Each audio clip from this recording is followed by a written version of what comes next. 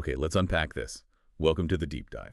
Today, we're plunging into a really mind-bending collection of sources. These explore some profound ideas about reality, consciousness, and, well, our place in the universe. Our core topic today, as these sources frame it, is something they call karma wars. And it's presented as this dynamic, active thing, not just, simple fate. And tied into that is this powerful idea that you, as a doer in the body, are constantly actively shaping your own reality. So our mission here is to pull out the absolute key insights from these unique materials, give you a kind of shortcut to understanding these really influential concepts, and maybe most importantly, how you might be able to leverage them. Right. And what's fascinating here is these aren't just like abstract philosophical musings. They really offer a perspective that challenges a lot of our conventional assumptions, about the very fabric of existence itself.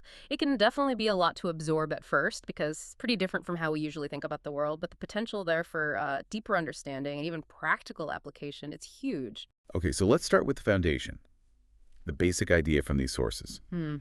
They suggest that we, as these doers in the body, and they mean we're active agents, right? Our thoughts, feelings, they're literally shaping things. Yeah. We collectively create our material world. They actually call it the Materium. And it's not just a metaphor. They describe it as the engine for what they call the event stream. Yeah, that event stream. It's got some really specific properties according to these sources. They say it's eternal, always been, always will be, but, and this is key, it's not infinite. Think of it. How so? Think of it like a river, flows forever, but the amount of water is limited, contained. It doesn't just expand endlessly. They also talk about a threshold effect. Its strength, maybe its influence, it degrades rapidly somehow. Okay. And here's where it really breaks from, say, mainstream science. They claim its complexity is irreducible. So looking for smaller and smaller bits, like a God particle at CERN, they'd say that's missing the point. Because in this view, consciousness creates the matter, not the other way around. And this forms what they call a common shared reality, something we all tap into and shape together. That's a pretty wild idea. Consciousness as the architect. So if we're these doers creating this materium, where does the soul fit in? Is it even part of this picture? Oh, absolutely. Yeah. But its function is specific. They describe the soul less like, something judged later and more like an energetic barrier. A barrier. Yeah. Its main job is creating this illusion of isolation and separation for our aware, awake consciousness. It's what gives us that strong sense of being an individual me, separate from everything else. Okay, so our awake mind feels separate because of this soul barrier. What about the subconscious then? How does that relate? Right, that's a really crucial distinction they make. What psychology might call the subconscious is actually, in their terms, the greater consciousness. And unlike our individual awake awareness, that is not isolated at all. It's connected. So our regular waking consciousness is just one small part. Exactly. Like a little eddy, separated off from this vast, interconnected field of awareness. We feel separate, but we're part of this continuous whole. So what does this all mean for you listening right now?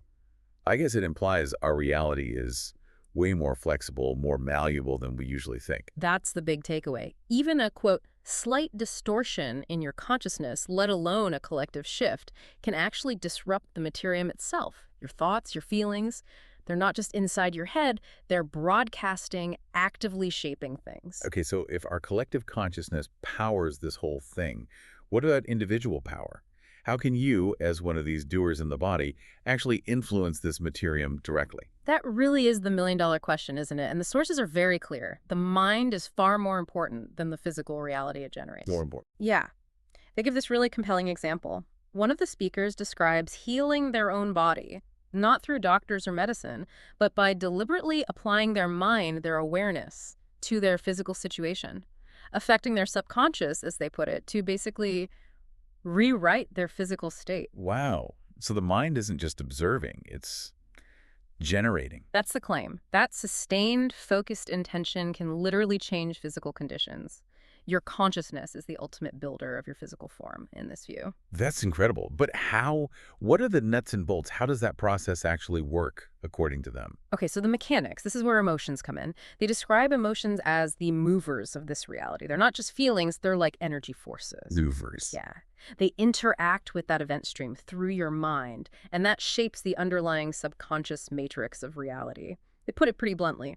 If you feel shitty, your world tends to reflect that back because And you're feeding that specific emotional energy into the event stream. interesting. Mm. But they also say that most people don't deliberately influence the event stream like this, right? It's described as rare, Exactly. Most people, they say, operate on an unaware basis, just reacting. pretty much, which makes them highly susceptible to outside influences. And that's why things like predictive programming work so well. That's precisely the connection they make.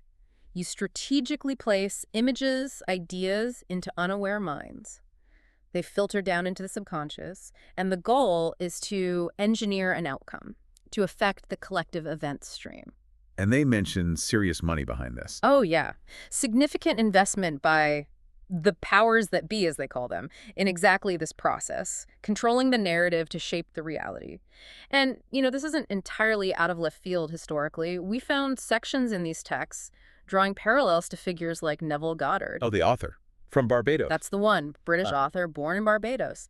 Through his own interpretations of the Bible, he reached very similar conclusions about the mind's power over the Materium. Yeah, and the sources even claim that religious texts were deliberately changed, altered to hide this knowledge, this power from ordinary people. It's a big claim. It is. And they also stress what makes humans unique in this whole process.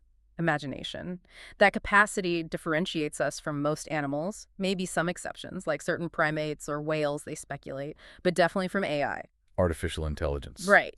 AI lacks genuine will, desire, that imaginative spark needed to consciously direct energy into the event stream in the same way.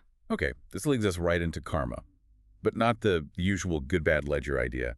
They define it as an active dynamic force, competing claims on the event stream. Yeah. This is the foundation for the karma wars. So what exactly are these wars? Right. This is where it gets, intense. These karma wars happen when millions of people are participating, but unconsciously, unwittingly. So if someone or some group can control the focus of those minds through media, predictive programming, even things like pornography, the sources suggest, then they effectively own a big chunk of the developing event stream. They're directing its flow. Owning the event stream. Yeah. And they describe these competing factions, often acting without fully understanding the mechanics themselves. They're just doing things in a ritual fashion because they've been told it works to manifest what they want. Can you give an example? They mentioned some specific events. They did. They point to things like 9/11, Pearl Harbor, what they call shock things. Planned events. Yes, according to these sources. The purpose being to create a huge, massive emotional shock.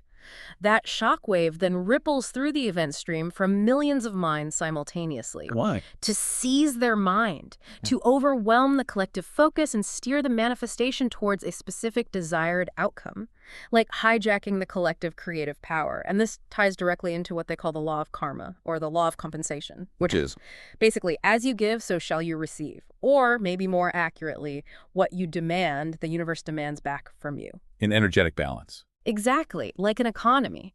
If you're constantly trying to pull energy or manifestation out of the event stream without putting constructive energy in, it creates a kind of debt, a pullback on you. It's presented as a fundamental operating principle. And they have examples of this going wrong. They do. They offer some stark cautionary tales, mentioning figures who had meteoric rises gained huge followings. That Corey Goode and David Wilcock? Those are the names mentioned, yes. Yeah. They suggest these individuals, despite their initial success, ultimately ignored this compensatory aspect. They demanded too much without balancing the scales and, in the source's words, created their own hell, a sort of energetic blowback. Okay, now there's a part here that's, well, it's extremely sensitive. We need to be clear, we're just reporting what the sources claim, not endorsing it. Absolutely. It's crucial to be impartial here. They use a very contentious example involving a specific group, the Jews. Their claim is that by collectively, perhaps unconsciously, embodying a deep narrative of victimhood, this group put that specific, powerful emotional energy into the event stream. And the source suggests this energy then manifested externally as persecution, a kind of self-creating hatred thing, as they phrase it. Again, this is presented as their illustration of how collective consciousness dynamics can manifest reality, even in deeply troubling ways. It's not presented as blame, but as an example of these mechanics. Right, and it fits into their larger picture of the universe. They repeatedly state the universe is an ontology, meaning it's not just a place, it's a system, a designed and thinking, conscious, sentient entity. The universe itself is conscious. That's the assertion, a purposeful, aware system.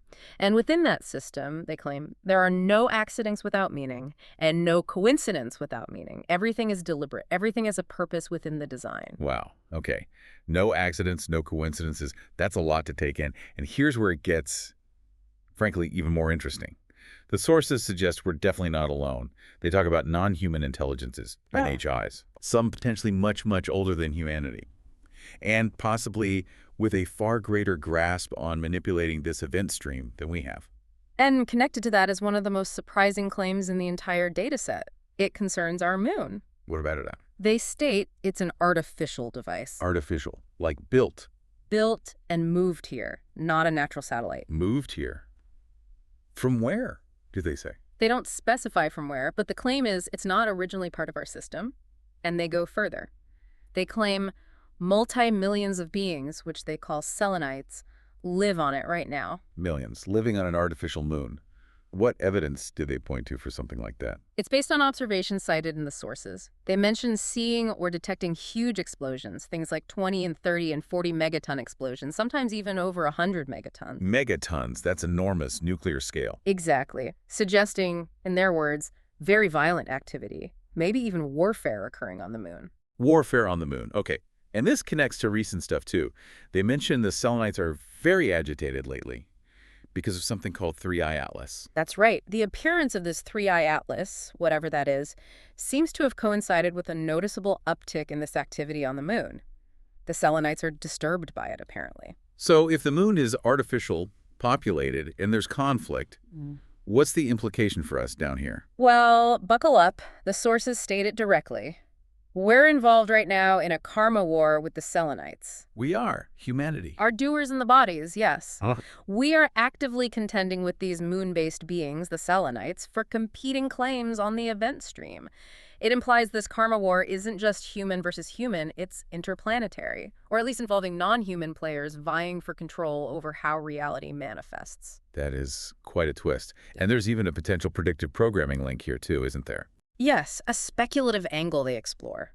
They suggest that maybe the deep state, as they term it, might be trying to use this situation, trying to engineer a specific outcome by pushing the idea of an existential threat from aliens. Why would they do that? To potentially push humanity towards a more unified but also more militaristic form of society. Easier to control, perhaps. And they reference Starship Troopers.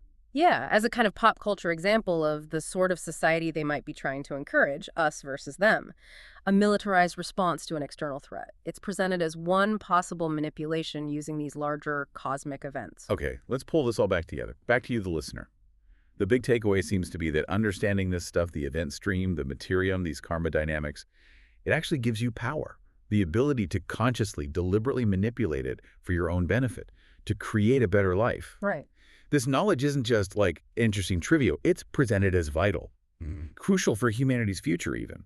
And they're very specific about the universe's ultimate purpose, too. It's not just about setting up a perfect utopia or even just individual learning, though that happens. So what is the purpose? Its far grander purpose, they say, is for us conscious beings to power and participate in the dynamism of the creation of the Materium. It's like the universe set itself up to see if genuine novelty, new creation, could actually exist within what might otherwise be a deterministic system. So we're co-creators, actively participating. That's the idea. Learning is a consequence, a byproduct, but the main event is the dynamic creation itself. And they stress the timing, that this information is coming out now for a reason. Yes, very strongly. It's described as being really coming out now, almost like a signal from the ontology, from the conscious universe itself. A signal why? To help humanity wake up to these dynamics, to learn how to more effectively participate in the karma wars, and quite frankly, to avoid being, in their words, wiped out by these fuckers, the selenites or whoever else might be competing in this cosmic arena.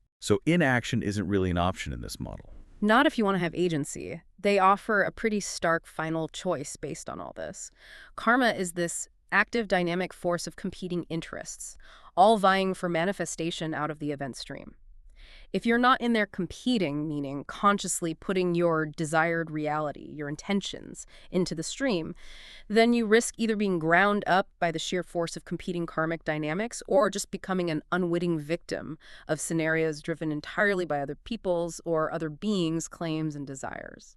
It's a call to step up and consciously create then. Very much so. Yeah. Conscious participation. So let's leave you with this thought. Given everything we've unpacked, that our collective consciousness shapes reality, that there's this ongoing karma war for its manifestation, what specific desired future will you begin to actively, consciously manifest for yourself and maybe for our shared Materium starting today?